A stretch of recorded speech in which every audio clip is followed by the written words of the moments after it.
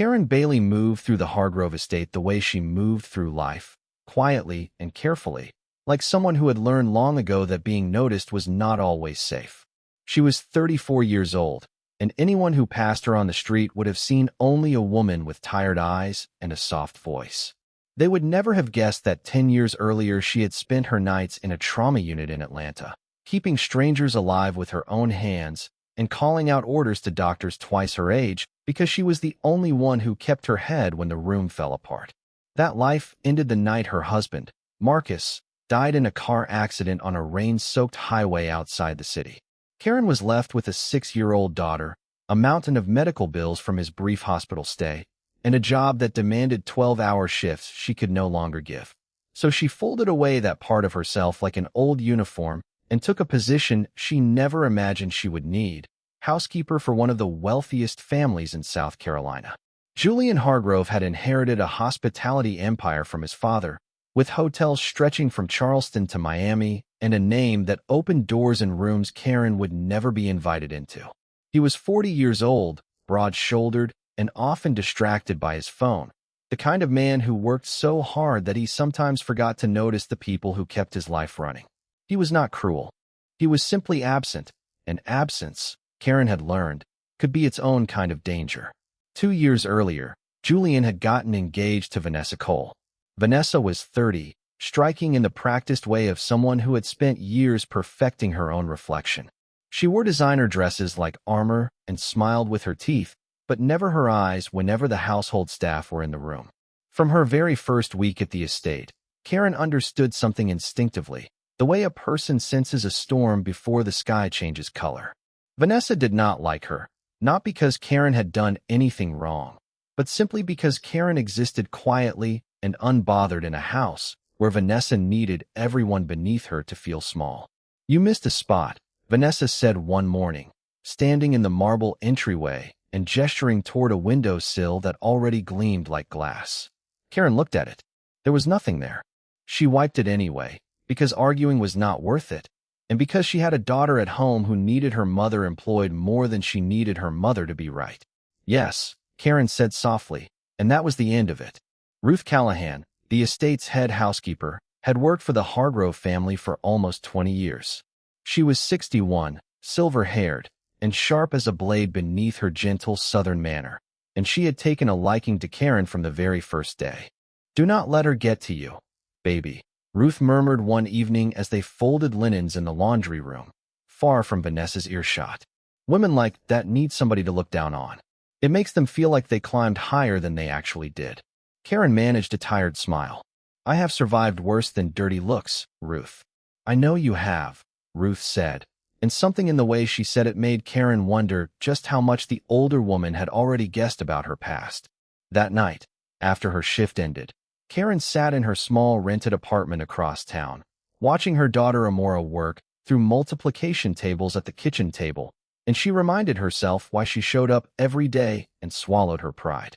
Amora did not know that her mother had once been called a hero by an entire hospital wing. She only knew that her mother came home tired, kissed her forehead, and never once complained. 2 miles away, inside the Hargrove estate, Vanessa Cole sat alone in her private study with the phone pressed to her ear, her voice dropping into a register no one in that house had ever heard. "It is almost done," she whispered into the receiver. "Just a few more weeks. He trusts me completely. Once the wedding contract is signed, everything changes. The properties, the holdings, all of it." She hung up, checked her reflection in a gold-framed mirror, and smiled the smile she reserved only for herself. Nobody in that house had any idea what was coming. Not Julian, not the staff. Not yet. The humiliations, Karin learned, rarely came all at once. They arrived in small, deliberate doses, just enough to sting, never quite enough to justify a formal complaint. On a Tuesday afternoon, Vanessa decided to host an impromptu lunch for 3 of her closest friends visiting from Atlanta, women with the same polished nails and the same hollow laughter. Karin had spent the morning arranging the silver and setting the table exactly as the household manual required, down to the angle of every fork. Vanessa walked the length of the table, inspecting it like a general reviewing troops, then picked up a fork and let it clatter loudly onto the plate. "This is tarnished," she announced, though the silver had been polished that very morning. "Do it again. All of it. My guest will be here in 20 minutes. One of Vanessa's friends, a thin woman in a cream blazer, laughed behind her hand. "Where did you even find her, Van?" "Believe me," Vanessa said, not bothering to lower her voice at all. "The help you get for the money we pay is not what it used to be." Karin felt her face grow hot, but she kept her eyes down and began resetting the silver piece by piece, her hands steady even as something inside her tightened like a closed fist. She had learned in the trauma unit how to keep her hands calm no matter what her heart was doing, and that skill had never left her. "You did not even flinch," Ruth said later, finding Karin in the pantry with her arms crossed and her voice low with quiet fury on Karin's behalf. "I would have thrown that fork straight back at her." "She wants a reaction," Karin said. "I am not giving her one." It was never just the silver or the window sills or the endless list of invented mistakes. It was smaller things too. Vanessa forgetting Karin's name and calling her the girl in front of guests, even though Karin was 4 years older than her. Vanessa leaving expensive items on the floor and demanding to know why the room had not been cleaned, when in truth she had dropped them herself, testing to see if Karin would ever push back. She never did, not once, and that composure, that quiet and unbothered dignity, began to unsettle Vanessa more than any argument ever could. Vanessa Cole had done this before, in other houses, with other wealthy men, in other cities, under other names. She knew the rhythm of breaking a person down. She knew that most people eventually cracked. They yelled, or they cried, or they quit. Karin did none of it, and a woman who cannot be broken is a woman who sees too clearly. One afternoon, while dusting the built-in bookshelves in Julian's private study, a room Vanessa rarely bothered to enter, Karin noticed a slim leather folder tucked behind a row of hardcover books, clearly hidden rather than misplaced. She was not the type to pry, but the folder had slipped halfway out, as if someone had shoved it there in a hurry, and a name on the corner of a letter inside caught her eye before she could stop herself from seeing it. A name that was not Vanessa Cole. Karin's hand paused on the dust cloth. She told herself it was nothing, a maiden name, an old nickname, none of her business. She pushed the folder back into place and finished her work, telling herself she had imagined the flicker of unease crawling up her spine. But that night, lying awake in her small apartment, she could not shake the feeling that something in that house was not what it appeared to be. 3 days later, she would learn exactly how right she was. Ruth came to her early one morning, her usually calm face pale with worry. "Karin," she said quietly, glancing over her shoulder as though afraid of being overheard, "I need to show you something, and once I do not think either of us can pretend we did not see it." Ruth led Karin into the small office off the laundry wing and closed the door softly before pulling a folded newspaper clipping from her apron pocket, yellowed at the edges, clearly printed months earlier and kept hidden ever since. "I have worked in this town my whole life," Ruth said, smoothing the clipping on the desk. "I know faces, and when I saw this in an old society page from Savannah, I could not stop thinking about it." Karin looked down at the photograph.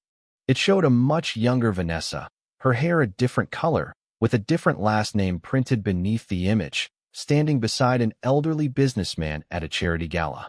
The caption read that local philanthropist Warren Ashcroft had announced his engagement to Vanessa Talley, age 24. Warren Ashcroft died 8 months after that photo was taken, Ruth said quietly. "Heart attack. His family always said it was sudden. Strange, though.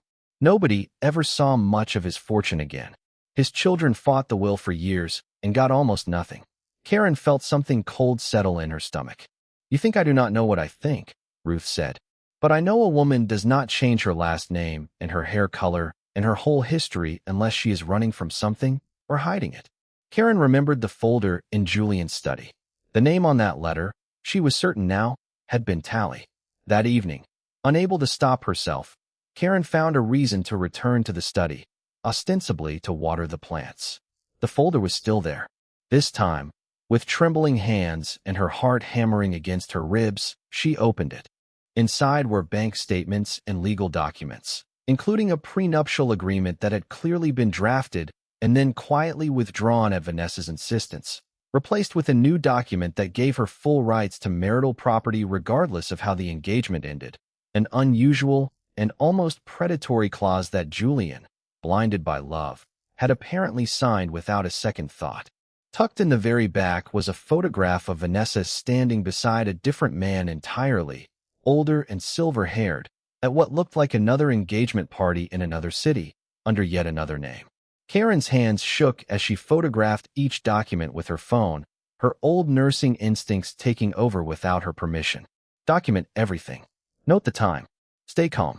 You might be the only one who sees this clearly.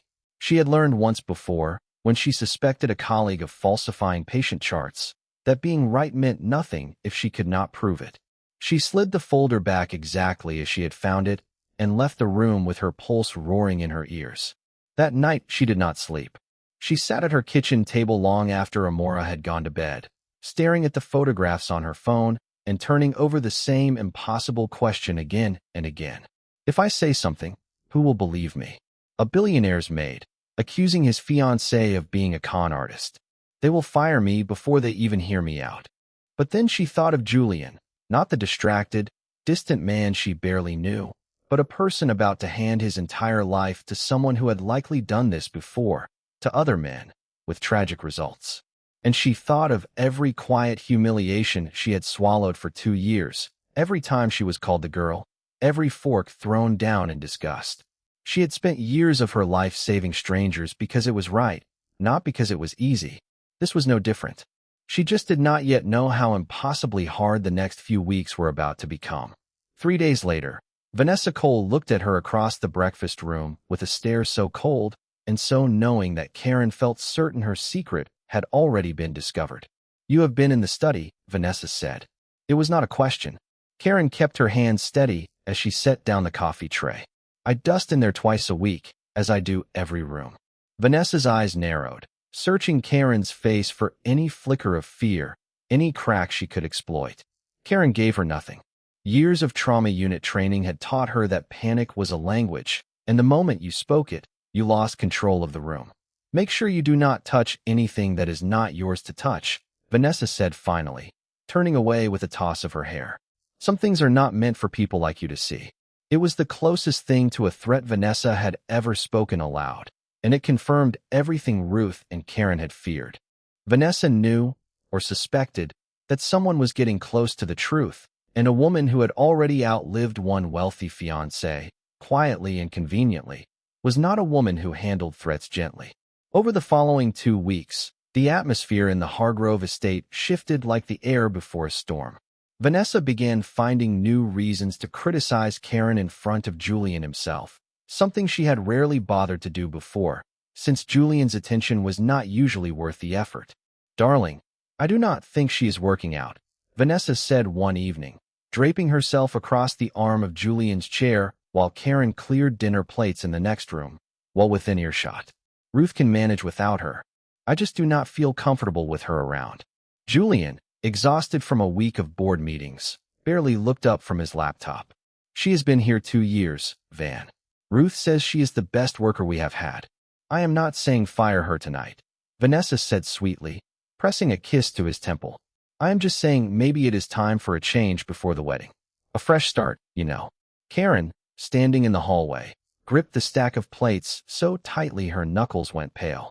That was when she understood, with sudden and terrifying clarity, exactly what Vanessa was planning. Not a quiet dismissal, but a public one, something humiliating enough and decisive enough that no one, not Julian, not the other staff, not a single witness, would ever question Vanessa's version of events, whatever she chose to say about why Karin had really been let go. Ruth found her in the pantry that night, silently packing extra linens with hands that would not stop trembling. "She is going to do something," Karin whispered. "Something public. I can feel it." "Then we need to be ready before she is," Ruth said. "You have the photographs. I have everything." "Then it is time," Ruth said, taking Karin's hand and holding it firm, the way a mother might, the way no one had held Karin's hand in a very long time. "You have spent your whole life keeping calm in rooms that were falling apart. This is no different, baby. You just have to hold on a little while longer." 3 days later, the invitation arrived, thick cream cardstock embossed in gold, delivered to 200 of the wealthiest and most influential families in Charleston. It read, "Please join Julian Hargrove and Vanessa Cole in celebrating their engagement, a formal dinner, black tie, this Saturday evening." Karin read the words twice, her stomach dropping. Vanessa had chosen her battlefield, and judging by the private smile she wore around the estate all that week, soft, satisfied, and dangerous, she fully intended to win. The days leading up to the engagement dinner passed in a blur of orders, deliveries, and mounting tension so thick that Karin could feel it pressing against her ribs every time she walked into a room Vanessa occupied.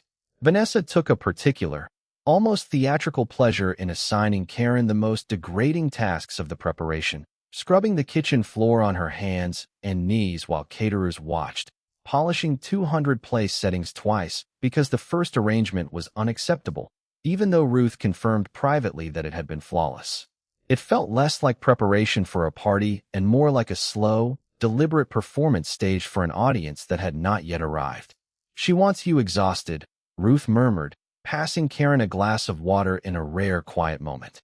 "Broken down before the night even starts. Do not give her that."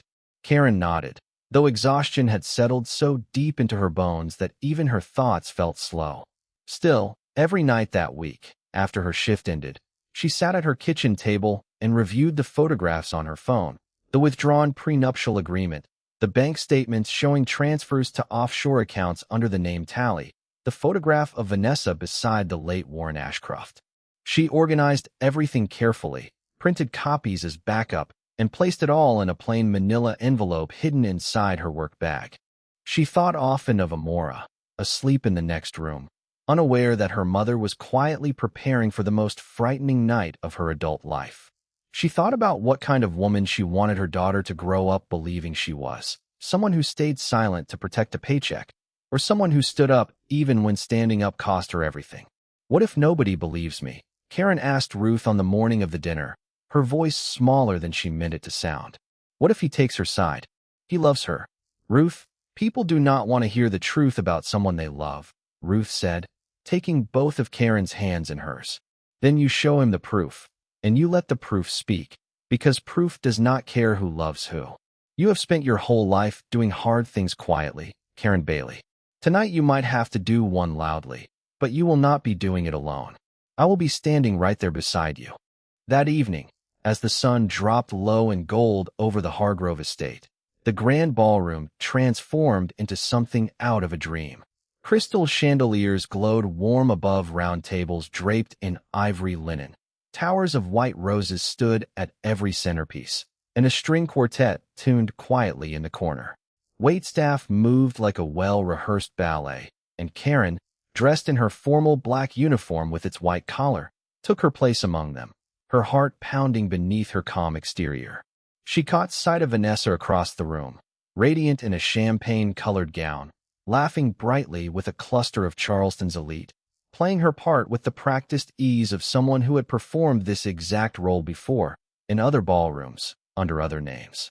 Julian arrived shortly after, handsome in his black tuxedo, greeting guests with the warm and slightly tired smile of a man who genuinely believed this was the happiest night of his life.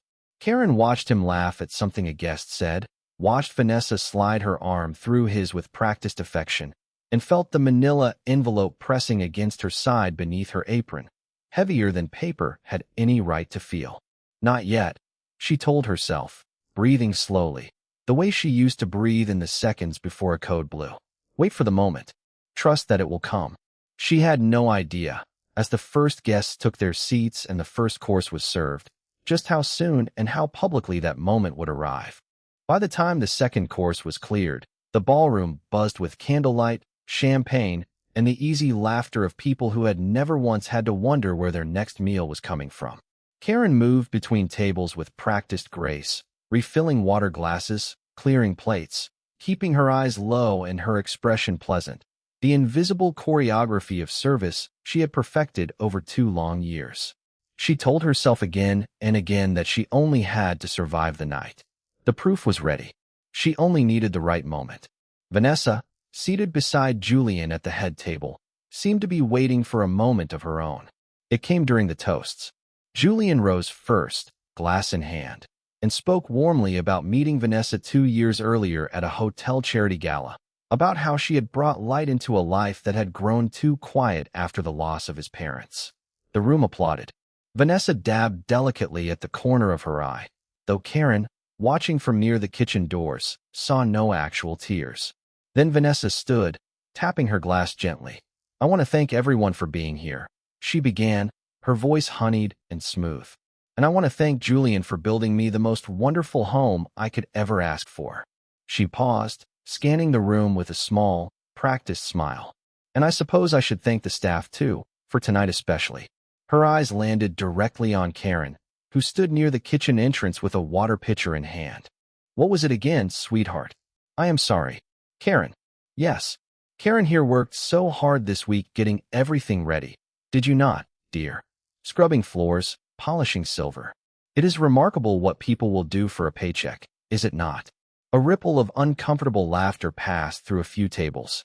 Julian's smile faltered slightly, but he said nothing, caught off guard and unsure whether to intervene in what still technically sounded like a compliment. Vanessa was not finished. "You know," she continued, her voice carrying easily across the silent ballroom, "I actually think it is inspiring. Some people just are not built for more than this. No education, no real prospects, and yet here she is, still trying." She lifted her glass slightly, as if in a toast to knowing your place. "It really is a gift, is it not?" The room fell into stunned, awkward silence.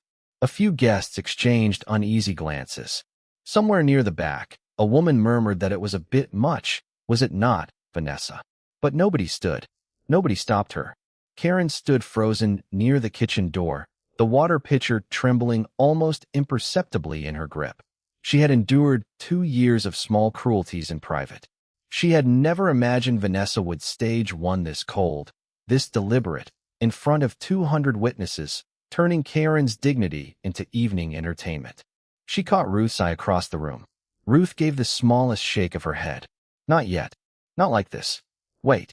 Karin set the pitcher down with careful, deliberate calm, breathed once, then twice, and forced her spine straight. She would not cry. She would not run from the room. She had survived worse rooms than this one. But Vanessa, emboldened by the silence, by Julian frozen in inaction, by 2 years of never once being challenged, was not done proving her point. "In fact," she said, setting down her glass and walking slowly around the head table, her heels clicking against the marble floor, "I think it is time we all remembered exactly what tonight is about. A celebration. My celebration." She stopped directly in front of Karin, closer than propriety allowed, her voice dropping just low enough that only those nearby could hear. "And I do not want anything unpleasant reminding my guests that help exists in this house. Do you understand me?" Karin looked her directly in the eye for the first time in 2 years. "Perfectly," she said quietly. Vanessa smiled, satisfied, believing she had won. She had no idea the night was only just beginning. What happened next unfolded in less than 30 seconds, but every person in that ballroom would spend years describing it. Vanessa, still riding the high of her own cruelty, reached for the nearest plate, a beautifully plated dessert course, untouched and waiting to be served, and lifted it with a small, theatrical laugh, as if about to make one final joke at Karin's expense for the benefit of her audience. "Since you love serving so much," she said, loud enough for the surrounding tables to hear, "maybe you would like to wear one for a change." She tilted the plate toward Karin's uniform. It was such a small, petty gesture, the kind of thing Vanessa had done 100 times in private, small humiliations nobody ever saw. But this time, in the seconds before the plate could tip, Karin's hand shot out and caught Vanessa's wrist, firm and unshaking. The room went utterly silent. 2 years, Karin said, her voice low but carrying, steady in a way that made several nearby guests instinctively lean in. 2 years I have swallowed everything you have said to me, every name you called me, every lie you told this family about who I am. Her grip tightened, not violently, but with absolute, unshakable resolve. You wanted an audience tonight, Miss Cole. Congratulations. You have won. Vanessa's face twisted, shock giving way instantly to fury. She yanked her wrist free and, in one sharp, humiliated motion, shoved Karin backward into the edge of the head table, hard enough that the plate in Karin's other hand clattered to the floor, hard enough that gasps rippled outward across the ballroom. Something inside Karin, 2 years of silence, 2 years of small cruelties absorbed for the sake of a paycheck, 2 years of being called the girl in a house she kept spotless with her own 2 hands, finally reached its absolute limit. In one swift, controlled motion, Karin reached forward, took hold of the back of Vanessa's carefully styled hair, and guided her, not violently and not out of blind rage, but with the same steady, unshakable precision she had once used to hold a dying stranger still on a hospital gurney, down toward the plate of food still sitting untouched on the table before her.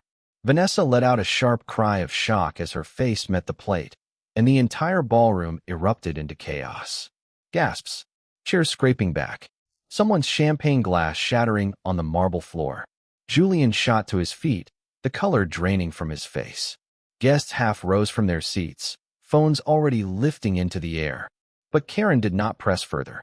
She released Vanessa almost as quickly as she had taken hold of her, stepping back with her chin high, her hands steady, her breathing controlled, the exact composure that had once kept an entire trauma unit from falling into panic.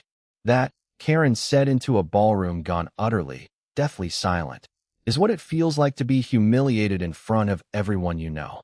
Vanessa shot upright, sauce and cream dripping from her chin, her mascara running, her carefully constructed image shattered in front of 200 witnesses and half a dozen raised phones. Her mouth opened, fury and disbelief warring across her face. "You are finished," Vanessa hissed, her voice trembling with rage and humiliation. "Julian, fire her. Fire her right now, or so help me." Julian stood frozen between them, stunned into silence, staring at the woman he was about to marry, dripping and furious, and at the woman who had quietly kept his home running for 2 years, standing calm and unshaking amid the wreckage. "Julian," Karin said quietly, before he could speak, before Vanessa could regain her footing, before you decide anything, "I think there is something you need to see." She reached into the apron at her waist and withdrew the manila envelope she had carried, folded flat against her side, all evening. The ballroom held its breath. Karin stepped forward, past a stunned, dripping Vanessa, and placed the envelope directly into Julian's hands. Her fingers, remarkably, had stopped shaking. She had spent 2 weeks rehearsing this exact moment in her mind, and now that it had finally arrived, an unexpected calm settled over her. The same steady clarity she used to feel in the seconds after a crisis broke, when there was nothing left to do but act. "I found these in your study 3 weeks ago," she said, her voice carrying clearly across the silent room. "I was not looking for them. I was not spying. I was dusting shelves, the way I do every single week in this house. But once I saw them, I could not unsee them, and I could not stay silent while you married someone who has done this exact thing before." Julian opened the envelope with visibly trembling hands. The first item was the photograph, Vanessa, years younger, with different colored hair, standing beside the late philanthropist Warren Ashcroft beneath a headline announcing their engagement. Then the bank statements. Then the quietly withdrawn prenuptial agreement, replaced at Vanessa's own insistence with a document granting her full rights to Julian's estate regardless of how their marriage might end. A woman near the front, silver-haired and dressed in deep emerald, clearly one of Charleston's old money elite, rose halfway from her seat, her hand pressed to her mouth. "That is Warren's engagement photo," she said, loud enough for the tables around her to hear. "My God, that is Vanessa Talley. I sat on the board of his foundation. We always wondered what happened to that money." Whispers exploded across the ballroom like wildfire. "Those documents are old. They are fabricated. This is absurd," Vanessa stammered, wiping frantically at her face with a napkin, her voice climbing toward hysteria as the room's attention, once entirely hers, turned sharply and irreversibly away. But Julian was no longer listening to her. He was staring at the final document in the envelope, a wire transfer record dated only 4 months earlier, moving funds from a joint account he had not even realized existed into an offshore account under the name Talley. His hands began to shake in earnest. "Is this real?" he asked, his voice barely above a whisper, looking up not at Vanessa, but at Karin. "Every page," Karin said quietly. "I photographed the originals myself. I have copies at home, and Ruth can confirm the timeline of when I found them. I did not want to believe it either, Mr. Hargrove. I know what it is like to trust someone completely. I am sorry it had to happen like this, but I could not let you sign your life away to someone who has already done this once before and cost a man his life doing it." The words landed heavier than Karin had intended. A murmur of horror rippled through the crowd.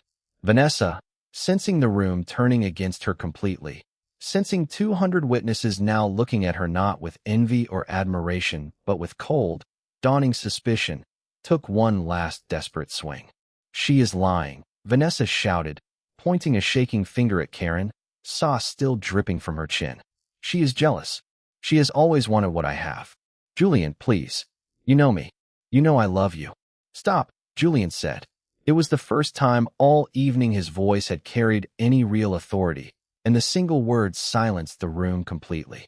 He looked at Vanessa, truly looked at her, seemingly for the first time in 2 years, mascara running down her cheeks, sauce staining the champagne silk of her gown, documents of a scheme spread across the table between them. "Get out of my house," he said quietly, "before I call the authorities myself."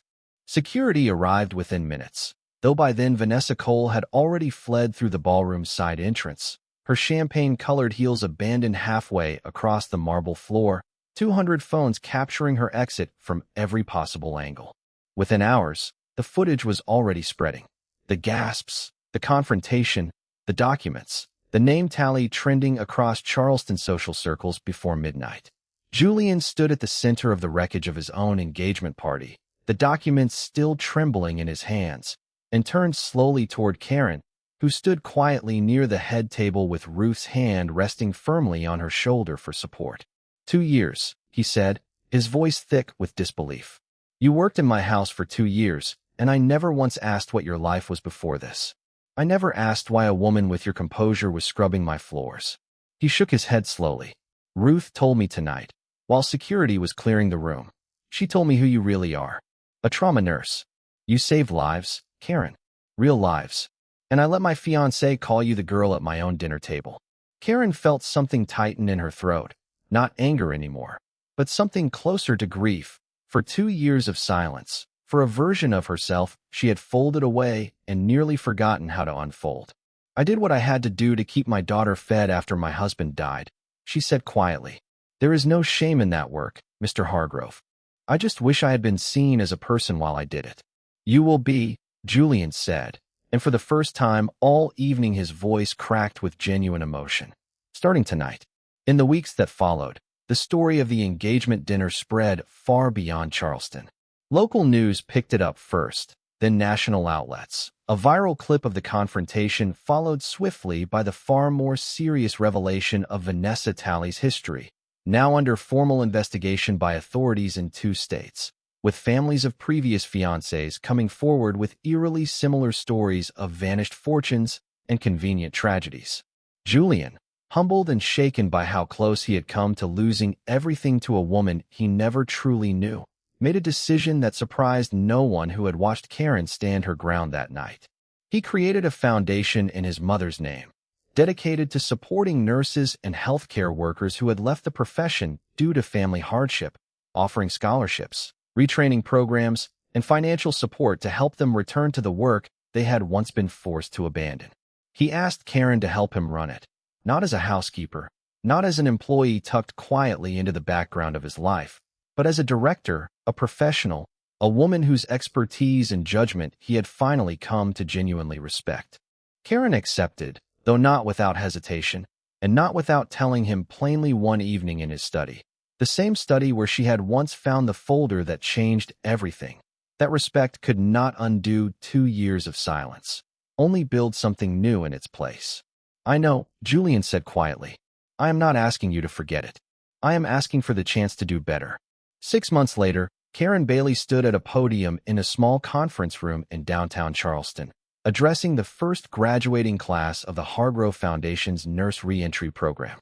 11 women and 2 men, all of whom had left healthcare for reasons that sounded painfully familiar to her own story, a sick parent, a lost spouse, a child who needed a schedule the profession simply could not offer.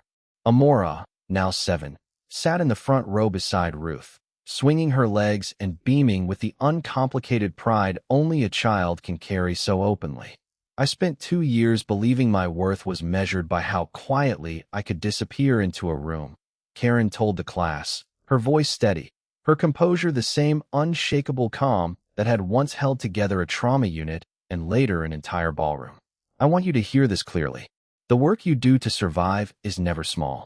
Wearing an apron does not erase the years you spent saving lives. It does not erase who you are. It only means you are carrying more than the people around you can see. The room applauded, warm and genuine, and Karin stepped down from the podium into a life that finally, fully belonged to her, not because a billionaire had rescued her, but because she had refused, even in her quietest and hardest years, to let anyone convince her she was less than what she knew herself to be. Vanessa Cole, whose real name authorities eventually confirmed as Vanessa Talley, was indicted on multiple counts of fraud in 2 states, her case still working through the courts, her once glittering circle of Charleston friends having long since scattered to protect their own reputations. And Julian Hargrove, humbled by how close he had come to building a life on a foundation of lies, learned something he would carry with him far longer than the embarrassment of that viral dinner party video. True character rarely announces itself loudly in a room. Sometimes it is quiet. Sometimes it wears an apron and says yes for 2 long years simply because it has a child to feed and no other choice. And sometimes, when finally pushed too far, it stands up all at once, and the whole room remembers it forever.